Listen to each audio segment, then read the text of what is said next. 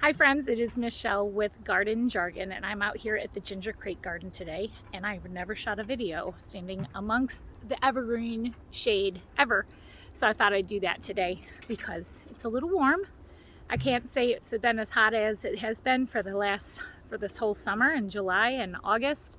It is September 5th today, Sunday, September 5th. We just had service here at Ginger Creek. And now we are outside here at the garden, and I just had a lovely conversation with Dan, the head maintenance guy here at our church, and he said that we get to extend the garden again next year, and I am so excited for that to happen. So as soon as he said we get to extend the garden, I immediately went into plan mode in my brain, like I couldn't even focus on where I wanted more space here at the garden. So blessings to Ginger Creek for allowing us to have more land here for the garden. Some good news happened here 3 or 4 days ago. We just did our weigh-in with how much produce we've given to the Marie Wilkinson Food Pantry, and we've already hit over 900 pounds for this garden this year that has been donated to the food pantries. Last year we pulled out of this garden 860 pounds of food, and we doubled our growing space this year from last year. And then I said, we're gonna grow 2,500 pounds of food, and we're on our way to doing that. I don't think we're gonna hit that 2,500 mark. So just letting you know, I will eat my words. I won't make goals like that, but we've already hit the 900 pound mark, and we're only in the beginning of September. We have all of the rest of September to harvest food and halfway through October. And I don't know if most of you remember here in the Midwest last year, in October, we had 70-degree weather all the way up until the middle of October. It was awesome. And we have planted a majority of indeterminate tomatoes, which means those tomatoes are gonna produce until, sorry, sweat keeps dropping in my face. Indeterminate tomatoes mean they're gonna continue producing flowers and tomatoes until it frosts out here, and then it will kind of cold snap them and kill them. So another thing that I wanted to prepare with was building the trellises that we have our tomatoes growing on. Those are cattle panel trellises. So we can actually drape cloth over those plants with those trellises if we have signs of frost and we still have a lot of tomatoes on those plants. So that way we can preserve them from getting any damage from the frost and then let them continue to ripen on the vine. One tip I will let you know if you are a gardener and you have tomatoes in your garden, one thing that you can make sure you do is keep your tomatoes on the plant until it at least starts to change from that green stage that it sits for like ever. As soon as it starts to turn into like a yellow orangey tomato, you can pick it off the plant and put it on your countertop in the sun, and it will ripen on to its fullest red color on your countertop. You have to let it blush though, and blushing is going from that green color that it sits forever, and then that turns into like the orangey, like yellowy orange color. Then you can pick your plant because it releases an enzyme in that tomato that will allow it to ripen right there on your counter. So make sure your tomatoes have a little blushing going on before you pick them so they can ripen on your countertop. So just a couple quick notes for you. I'm going to show you the space that we're going to extend our garden into, which I'm so excited about. I've already thought about water irrigation and what we're going to do and what we're going to grow, and I'm so excited because we had this issue with this tree right here. I think that's the tree. Yep. Right there by my car. There's my car. There's the tree. That tree casts a shadow on our garden, like into 3 and 4 rows into our garden. But what I find is that's an awesome area to plant leafy stuff and stuff that can't take 8 hours of direct sun. It will get a little break during the day. We have the sun that comes up over here, and it's bright and sunny on the whole garden all the way until right about here, and then we get like 3 or 4 hours of shade, and then that evening sun comes and bakes it again. So we have a nice little break in our sun exposure here on the garden. So I want to make sure that we think of that as we plan our garden for next year. But I'm going to take you over to the garden and kind of show you where we're going to extend it next year. And we are so grateful to Ginger Creek. So thank you, Ginger Creek, for allowing us to continue to take over your land as we grow this food for Marie Wilkinson Food Pantry in Aurora and the families that we feed through Second Saturday here at Ginger Creek. All right, So now I am prepared to go in the sun with my hair up and my glasses on. And I've never really taken a look at our garden for, like, that's just beautiful. We have all that grow space over there from the sidewalk over to there, and that's about 70 feet, I think. And then it is from this edge to the other edge about 20 feet. And then we also have the additional garden over there, which starts at this end of the fence, runs along this kiddie playland over here against the building. That is about 4 inches thick before it hits the sidewalk. So we have 3 raised beds in the middle of that, and then obviously in-ground beds on the edges of that garden. So we have a beautiful looking space out here. Let me flip this and see. Look at that. That's pretty awesome. Never even decided to come up here and explore our garden from up here. So our new addition of our garden, if you can see, the cones right there and right there. So that is going to be our additional portion of the garden. I did 9 paces. Each one of my paces is about 2.5, 3 feet.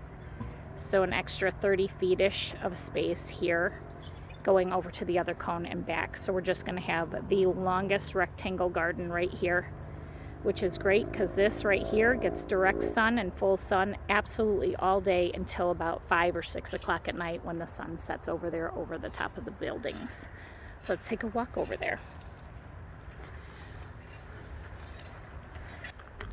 Something that I like to do when I am gardening is try different methods, because there's so many different ways to grow food, and no one way is better than the other.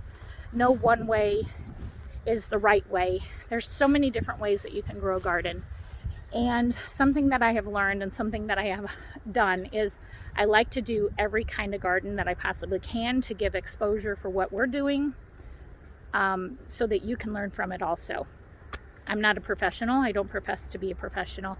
I learn from watching YouTube videos. I learn from self-research that I do online, and then from experience. And I think that's the best way to have that exposure to different gardens that I have, because I have one at my house, I have one at Batavia Community Garden, and I have this one here at Ginger Creek, is to be able to expose myself to so many different elements and different growing conditions, not climate-wise, but in the ground conditions, so that I can share that with you guys. So if I can help you guys in saving a season of mistakes by watching my mistakes, that's why I do what I do with Garden Jargon and my my consultant business. So here is where the garden will be. Right here behind me, you can see that space in this big huge square. Now the ground is at an angle here. It kind of slopes down a little bit, not too much. Let me see if I can square up here. Yep, you can see how the property tilts like this. So we get some drainage that goes that way, which isn't going to be something that's going to be detrimental, because what I did last year was all of these rows of tomatoes are in little raised beds. We got some lumber and we built beds that are about 2 feet wide on all of these trellises over here. And we filled them with the soil that we're growing in. So we didn't have to worry about like water wash runoff or anything like that. We put stuff in those beds and it stayed pretty intact and in that space. But this is a nice little angle in our garden. It's not the best soil. You can see it's pretty clay packed. Even when we dug up the potatoes yesterday here in the garden, you could see how thick and clumpy the hard soil was. And I know we'd get more potatoes next year if we had softer conditions to grow them in. Another exciting thing that we're going to have, because we are extending our garden, is we get to move our squash. Now our squash has been our main weight producer here in this garden, which is kind of ironic because we have so many squash bugs and so many vine borers, and that's just what you get with the territory when you're growing squash. But I want to, the routine is just get them out of the space that you grew them last year, because eggs can go in the ground right there and hatch and come up and get in your squash all over again, and we don't want that next year. Squash is our #1 weight producing vegetable out of our garden, so we want to continue to grow amazing squash next year. and we'll be able to do that with more space out here. What else? I'm just tickled pink that we get to extend our garden again this year.